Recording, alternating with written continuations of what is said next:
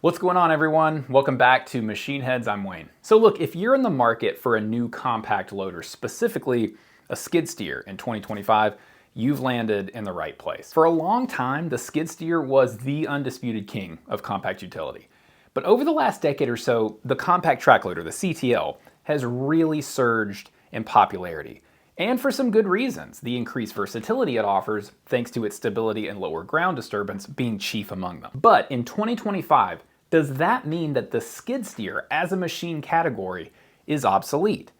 Absolutely not. Demand for skid steers is still strong, and for many applications, it really remains the best tool for the job. So, cheat sheet for this video, we're gonna cover the current demand for skid steers and how that compares to CTLs.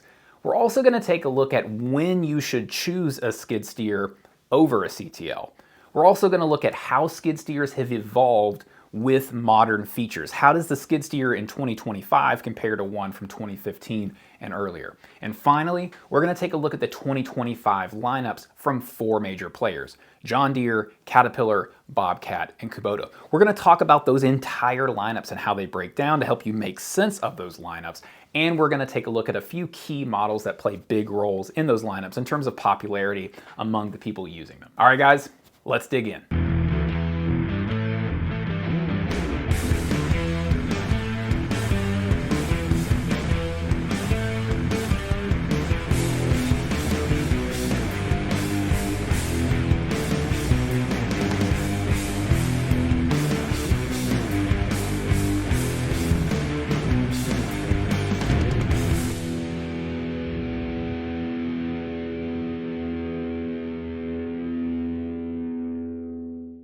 Okay, so let's start by looking at the big picture. What is the state of the skid steer market as we head further into 2025? Now, as I said at the top of this video, a decade ago, skid steers were king of the hill. But over the last 10 years, compact track loaders have really surged ahead thanks to their go-anywhere traction and low ground pressure.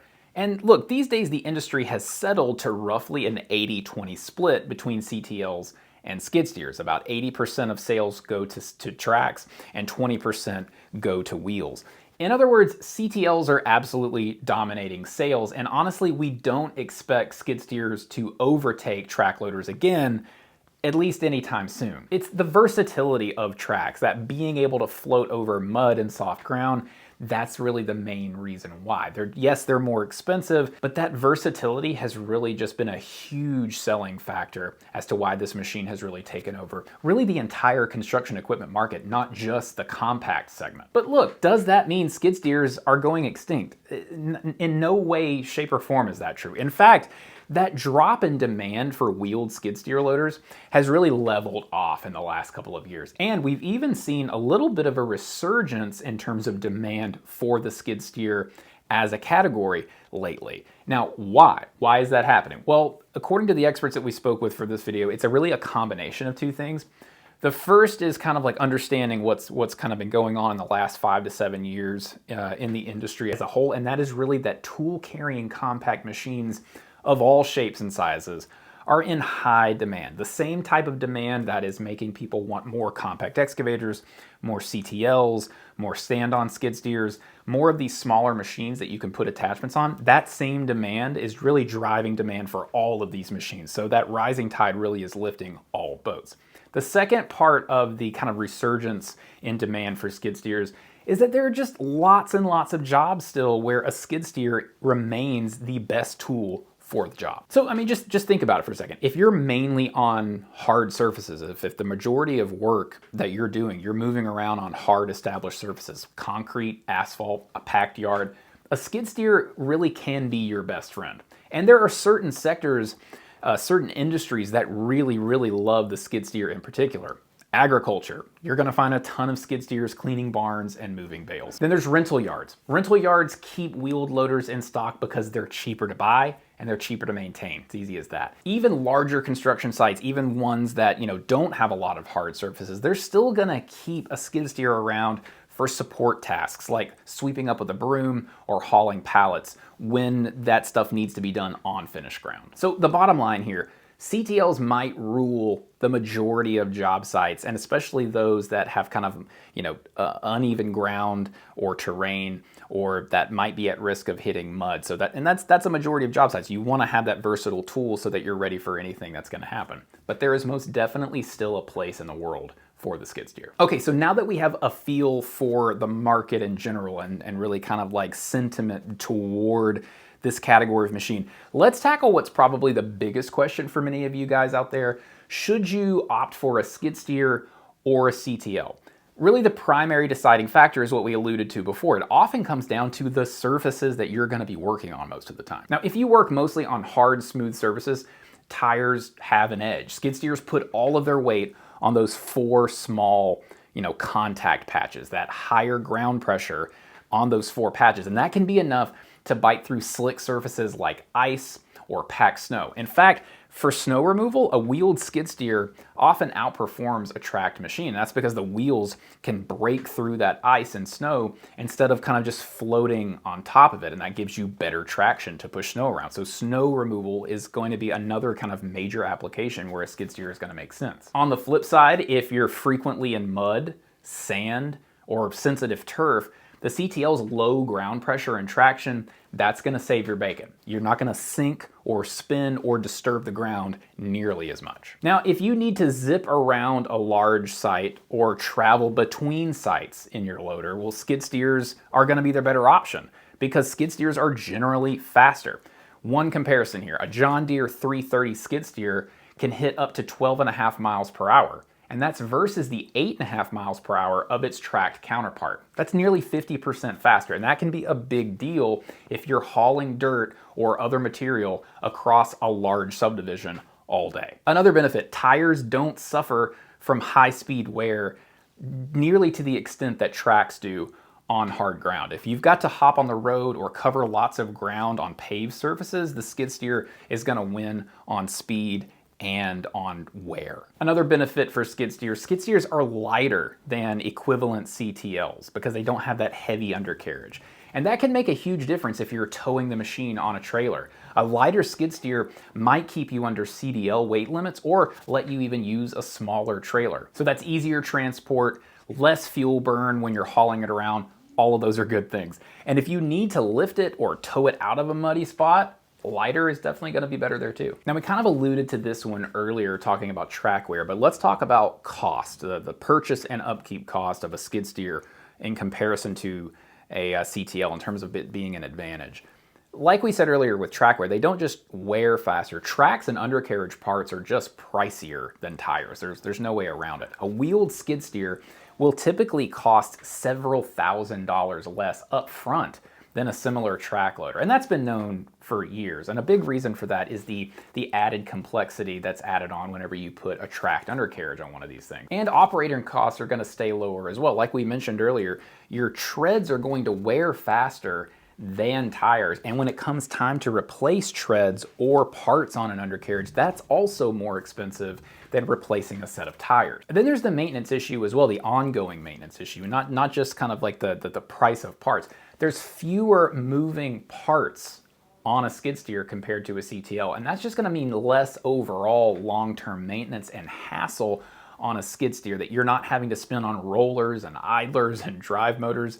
You get the idea. So the main point of all this, if budget is a big concern for you, if it's tight or you just don't want to deal with the maintenance costs or the maintenance kind of like time that's going to go into a CTL, a skid steer's economics are going to be way more attractive. And this is one reason why many first-time buyers out there and smaller outfits will still start with a skid steer or even keep a skid steer rather than upgrading to a CTL, upgrading to the higher cost of a CTL. And if you've ever cleaned out a skid steer at day's end, you know that that's typically a lot easier than cleaning out a set of tracks. Mud doesn't pack into tires in nearly the frustrating way that it cakes into a CTL's track system.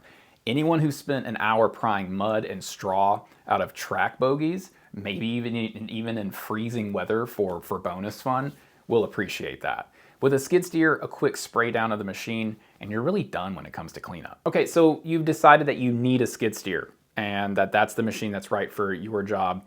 and maybe you're looking to purchase a new skid steer, or more importantly, maybe, it's time to upgrade your skid steer. Maybe your machine is 7, 10, 15 years old, or even older. Well, let's talk a little bit about how these machines have evolved, because as we're going to find out here, you're in for quite a treat with these new models, because the evolution has been significant, especially over the last 5 to 10 years. So let's talk about those changes in modern features. All right, so first up is cab comfort, and this has really been a massive focus of just about all the OEMs out there.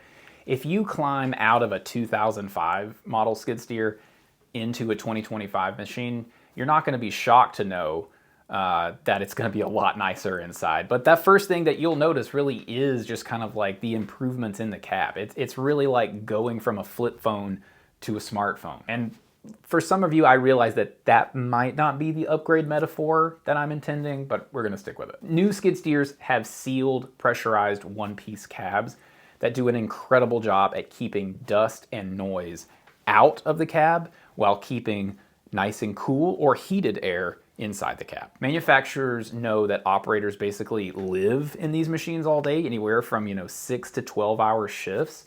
And so they've really done so much in the way of adding creature comforts like air ride suspension seats, heat and AC as standard in enclosed cabs, and better ergonomics in terms of like the control layouts all around. They're constantly thinking and rethinking kind of like these in-cab layouts to make operators more comfortable, and it really shows in the new models. Next up, in terms of the evolution, is improved controls. Controls are now a lot smoother, and that includes both the traditional pilot controls that you'll find on some of these machines and the more modern inclusion of electric over hydraulic joysticks that often come with customizable patterns. Some brands are also letting you save operator profiles on certain machine levels for your control sensitivity and your responses. So if you like the joysticks a little bit snappier than your coworker who prefers them a little bit smoother, each of you can now kind of hop in the machine and hit a button and instantly load up your own personalized settings for the feel of the machine that you want. Perhaps the flashiest upgrade with new skid steers are the display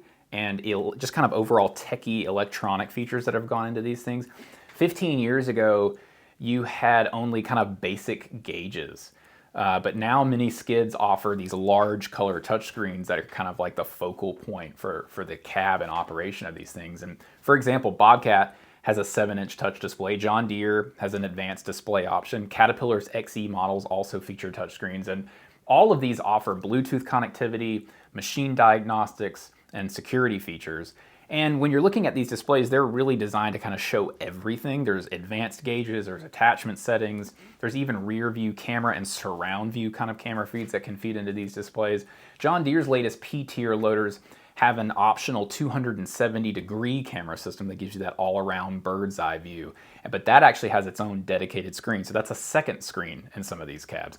And that can be super handy in tight spots or on busy job sites. But look, all of this new tech isn't just for show. It's aimed directly at diagnosing and solving problems that you encounter each and every day on the job site.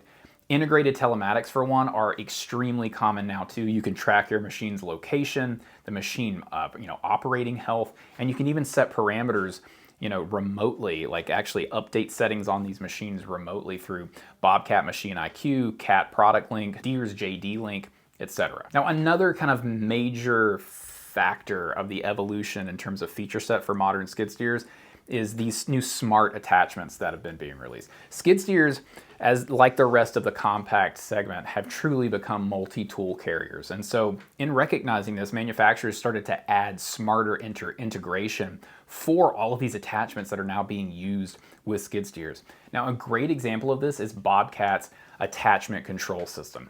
When you connect certain attachments, the machine can now recognize those attachments and automatically set the correct hydraulic flow and controls.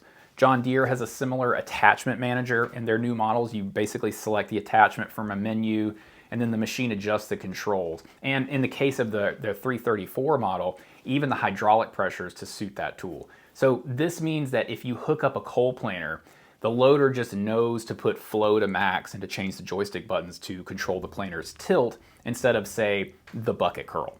So for operators, that means jumping between attachments is just way more intuitive than it used to be.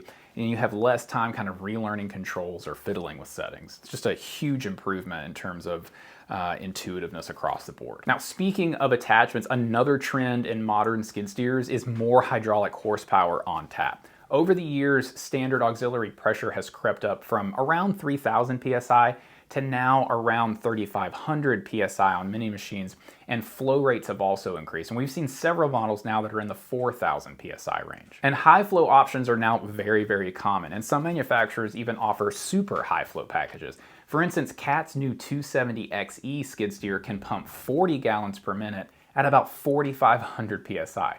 That's a huge amount of power, letting you run intensive attachments like asphalt planers, stump grinders, or snow blowers with ease on these machines. Now, John Deere has answered with their 334P tier model, and that boasts 44 gallons per minute at 4,000 psi on a new pressure compensated system.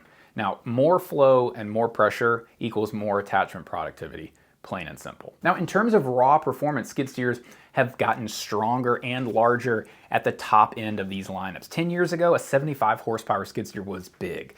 Now we have models pushing 100 plus horsepower and over 3,000 pounds of rated operating capacity. Now, the tipping load and lift heights have also increased on these larger machines in order to load today's taller trucks. Those triaxle dump trucks with high sideboards, for example.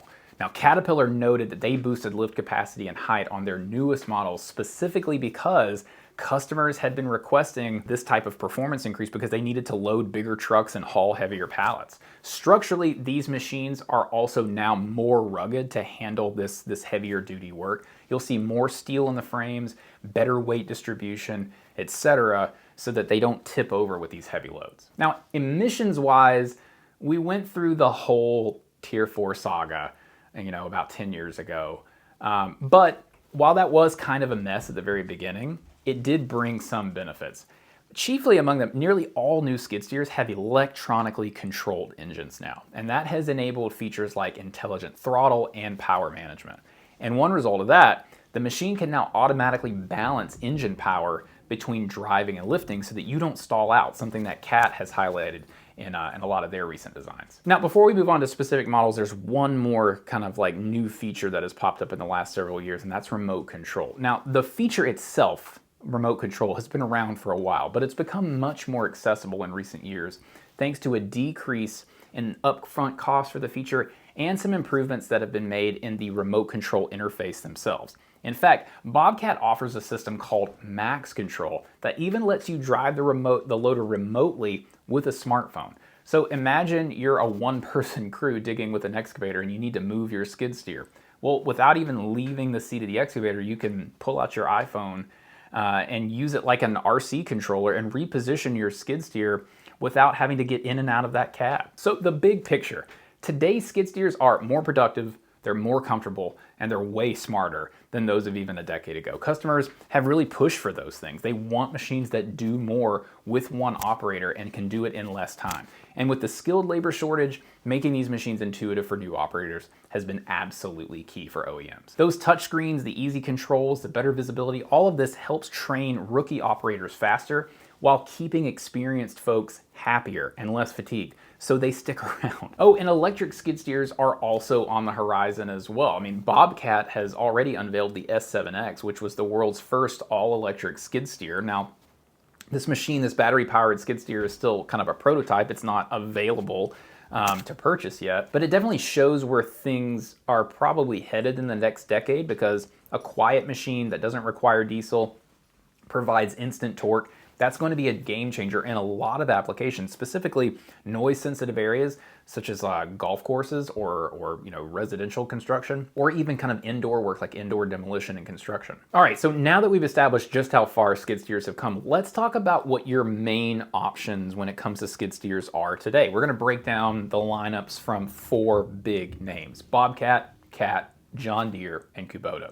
And that's going to help you see what each of these is offering and what type of machine might suit your needs best. Now, you can't discuss skid steers without Bobcat. After all, they invented the category 60 plus years ago. Bobcat in 2025 has one of the widest skid steer lineups in the industry, with 10 models ranging from 23.5 horsepower all the way up to 105 horsepower. They literally make everything from a tiny S70 that's 3 feet wide and able to fit through doorways, all the way up to the beefy S86 that can lift 3,400 pounds at 35% of tipping and is pushing over 100 horsepower. Basically, if you need a skid steer of a specific size or power, Bobcat probably has it. Now, Bobcat's lineup right now is a mix of their previous M series models and the newer R series. The R series are the recent redesigns with all the bells and whistles, updated cabs, cast steel, lift arms, etc. While some M series holdovers remain for folks who want a simpler, more cost-effective machine. For example, the S450 and S510, those are radius lift path models that are older gen designs, whereas the S64, S66, S76, and S86, those are R series vertical lift models with all of the new improvements. Now, Bobcat covers both lift path styles. They have the radial lift machines that we discussed, great for digging and best reach at mid-height. And they have the vertical lift machines, which are better for lifting high to load trucks. Most of the industry has shifted toward those vertical lift machines because of the increased capacity and height that they offer. But Bobcat still offers radial options for those who prefer fewer moving links and that lower cost associated. Now, the most popular model in Bobcat's lineup, which is their kind of Goldilocks machine, that's the S76. Now, this machine has 74 horsepower, and like we mentioned, it is a vertical lift machine. That one and its slightly older sibling, the S650, those are the two top sellers in terms of the skid steer lineup for Bobcat. And the reason is the S76 really hits a sweet spot. It's got strong lifting capability, but it also stays under that 75 horsepower mark, so it doesn't require DEF.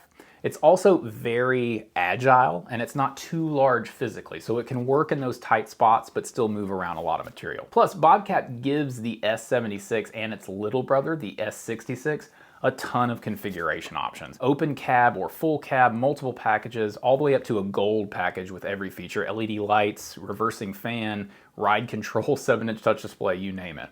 Now that means whether you want a basic no frills loader or a fully loaded machine, you can spec an S76 to suit it. Customers really like that flexibility, and it's one reason the S76 is such a hot seller for Bobcat. Now Caterpillar, as you'd imagine, has also been very busy refining their skid steer lineup in the last 10 years. In fact, Cat recently overhauled their entire model naming system, their nomenclature, to make it a lot more straightforward and easier to understand this lineup.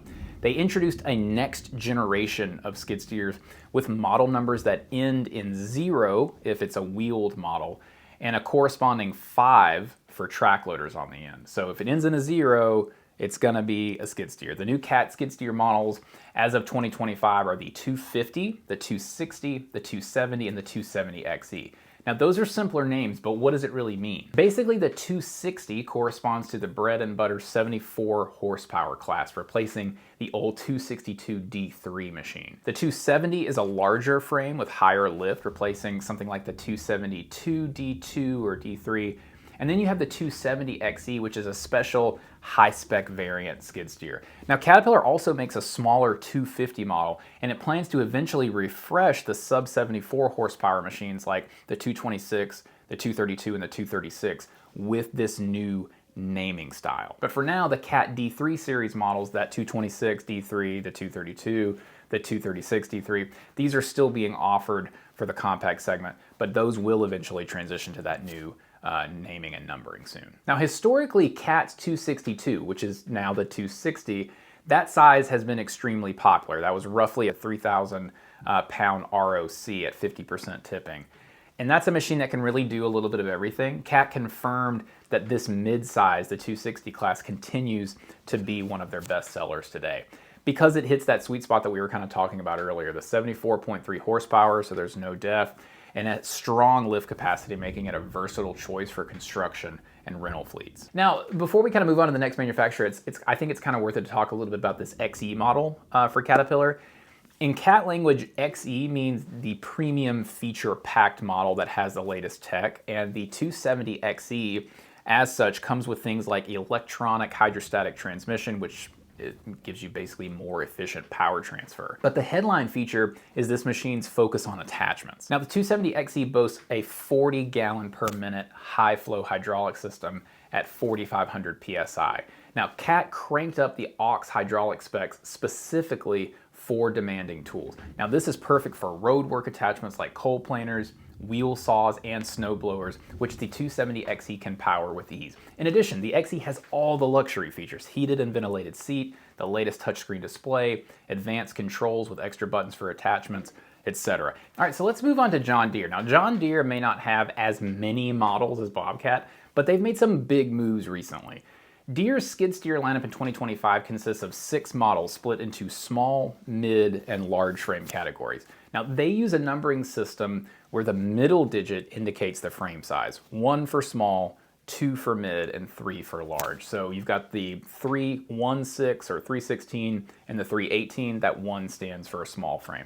Then you got the 330 and the 334. The 3 in the middle stands for large. Now, the most buzzworthy news from Deere recently has been the launch of their P-tier large frame skid steers about a year ago. They rolled out the 330P and the 334P, which replaced and enhanced upon the previous 330G and added that larger 334 model above it. Now, the 330P stayed similar in power, around 96 horsepower, in replacing the 330G, while the 334P is a new top dog with 118 horsepower and more capacity. Now, as P-tier machines, these got a complete cab redesign. Deere went to a one-piece sealed cab for better pressurization, and they made it roomier and more comfortable. Now, operators coming out of these older G-Series models are immediately going to notice a quieter ride and a more solid feel to the machine. Now, because this is a one-piece design, the whole cab can now tilt up for easy service access, which is very, very handy on the maintenance side. Now, Deere has also loaded these P-tiers with technology as well. They offer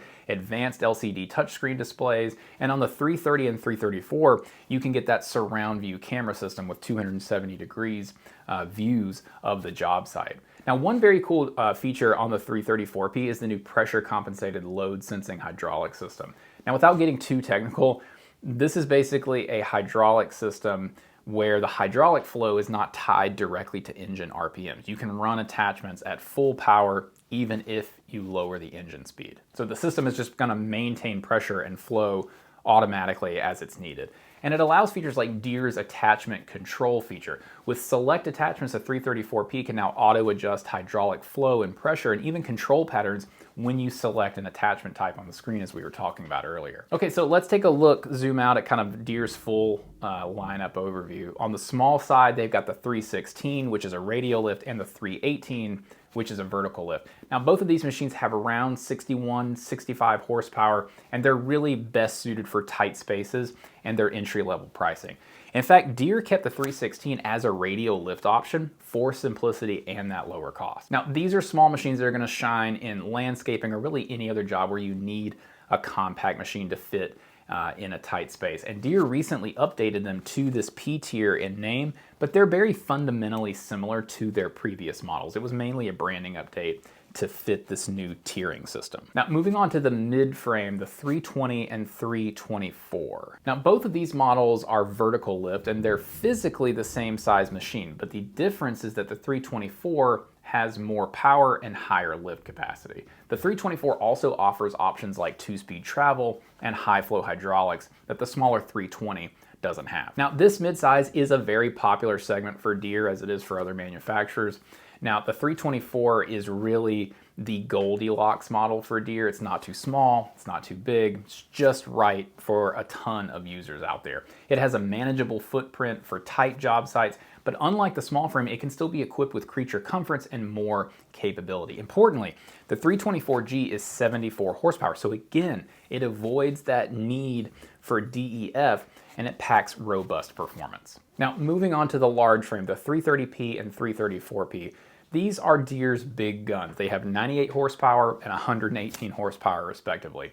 They come standard with all the advanced features we talked about earlier, and they have the highest lift capacities. They are fantastic if you need to run heavy attachments or replace a small wheel loader in some tasks. Now, obviously the trade-off with a larger machine is the size and weight. They're wider and they're heavier. So if you work in extremely tight quarters, they may be overkill. But in environments like open construction sites or in road work or feedlots, that extra power and the super comfortable cab, those are definitely worth it. All right, last but not least, let's talk about Kubota. Kubota entered the skid steer market later than a lot of their competition. They entered in the mid-2010s in North America. But they've kept their lineup very straightforward. There's just two models to talk about when it comes to Kubota skid steers. So if you like simplicity and you love that Kubota engine, Kubota is definitely going to be the most attractive choice for you with the SSV65 and the SSV75. Now the SSV65 is a 64 horsepower machine. It's smaller frame and it's the nimble one of these two. It's a vertical lift machine. Both Kubotas are vertical lift designs. Now the SSV65 has an ROC around 1,950 pounds at 50% of tipping. And this machine is really great for tight quarters. It's also a bit lighter weight, which is going to make it easier to tow, and it's going to make it gentler on finished surfaces. So contractors who need a solid, reliable skid steer for, say, landscaping or tighter space construction, and farmers for barn work, these types of customers typically find the 65 hits the sweet spot of size and cost. Now, the SSV 75 is around a 74 horsepower machine, and it's the bigger, more powerful brother of the 65. Now, the 75's ROC is about 2,690 pounds at 50%, just about the same as many of the 74 horsepower class competitors that it goes up against. Now the SSV 75 gives you more lift capacity, about 640 pounds more rated operating capacity than the smaller 65, and it gives you a bit more hydraulic flow, so you can run attachments like high flow snow blowers or small cold planters that the SSV 65 might struggle with. And despite being a bigger machine, the SSV 75 is still compact enough to maneuver in relatively tight areas. It's not a huge jump in dimensions from the 65. This model has become Kubota's most popular skid steer, likely because it brings that extra oomph in terms of performance without being overly large. Now, Kubota's philosophy is often about reliability and ease of use. Now, these SSV models have a simple, rugged design, manual linkage on some controls, straightforward maintenance, and that familiar Kubota diesel engine that just scores of people just trust without question. Now, both machines come with standard 2-speed travel. The SSV tops out around 11.8 miles per hour, which is pretty good. And you can still get high flow hydraulics of around 30 gallons per minute on the SSV 75 if you need them. The thing to keep in mind with Kubota is that these two machines focus on the features that matter: strong engine, good cooling, dependable hydraulics. Now, since there's only two models, you might be wondering, well, how do I choose between the 65 and 75 since they're so similar? If you're torn between the two, Kubota's advice is just look at your work. I mean, this is pretty standard advice for all of these machines, but yeah, Kubota says look at what you're doing. If you don't need the extra lift or the attachment power, the SSV 65 is going to save you some money and still get the job done. But if you're looking forward and you see yourself doing a lot of snow removal or running specific hydraulic attachments like a planer, the SSV 75's around 8 extra horsepower and its higher flow, that's going to be worth the extra cost. Well, all right, guys, that's going to wrap up our 2025 skid steer market overview. Hopefully you've learned a little bit more about the skid steer as a category in general among modern compact construction equipment. And hopefully you've learned kind of like how to choose between the skid steer and the CTL today and the features they offer, how the machine has evolved, and also a little bit about each of the most popular lineups, and maybe hopefully I identified some machines that you should kind of like start to, investigate a little further with your local dealer. As you can see from everything we've talked about, the skid steer is far from obsolete. This is a machine that's still evolving, still getting smarter, getting more comfortable and more powerful. So to wrap this whole thing up, let's go over some of my final thoughts and kind of key pieces of buying advice that I've kind of gathered. Now, first up, in terms of like starting that process of choosing your machine to invest in, you really need to define your needs first. What exactly are you going to be doing with this machine? What are your typical site conditions? What attachments are you going to be primarily using? This will kind of guide your size and power requirements. This thought process will kind of guide that size and power requirements, and it's always good to kind of go into your dealer with a lot of these questions kind of answered so that they can help you more quickly, more effectively. Speaking of dealer, partner with your dealer. They are your local experts. They can help you match the right machine, features, and attachments to your specific jobs. They're even willing to kind of come out to a site and kind of see what you're dealing with to match a specific machine. Next up, demo. This is absolutely critical. Specs are a great starting point on paper, but how a machine feels, how it responds, how it performs in your application or on your site, that's what truly, truly matters. So when you can, get in the seat. Another big one, like we were talking about with the SSV 65 versus the 75, you need to consider your future growth. If your business is expanding or you know that this machine is going to overlap with an expansion of your business, think about purchasing a machine that's going to be able to grow with you if your finances and your current needs allow it. And finally, don't forget your support system. Look at warranty, look at parts availability, look at, your dealer. Make your kind of, I always kind of recommend folks have a good relationship with whoever's selling them that machine and kind of go from there. And that warranty, the parts availability, the proximity to your dealer, all of those things are so huge whenever you're investing in a machine like this.